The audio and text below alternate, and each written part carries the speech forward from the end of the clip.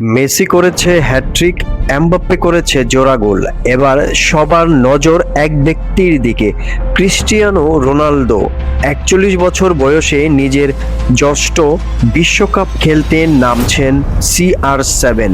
প্রশ্ন একটাই, মেসি ও এমবাপ্পের মতো কি তিনিও প্রথম ম্যাচেই জ্বলে উঠতে পারবেন? 2026 ফিফা বিশ্বকাপ ইতিমধ্যেই আলো ছড়িয়েছে দুই মহাতারকা।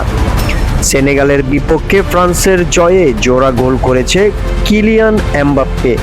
অন্যদিকে আলজেরিয়ার বিপক্ষে দুর্দান্ত হ্যাটট্রিক করে আর্জেন্টিনাকে 3-0 গোলে জয় এনে দিয়েছে লিওনেল মেসি।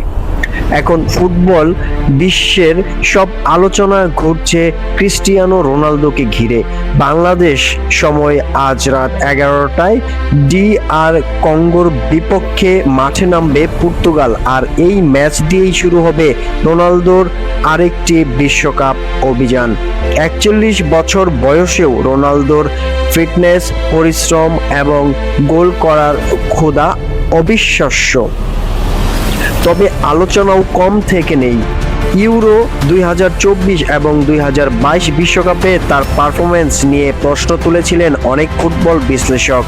অনেকের মতে আগের সেই ভয়ঙ্কর রোনালদোকে আর দেখা যায় না, কিন্তু পর্তুগালের কোচ রবার্তো মার্তিনেজের বিশ্বাস রোনালদো এখনো দলের সবচেয়ে গুরুত্বপূর্ণ অস্ত্র। চ্যানেলটি সাবস্ক্রাইব করে পাশে থাকুন সর্বশেষ বিশ্বকাপের খবর পেতে। ধন্যবাদ।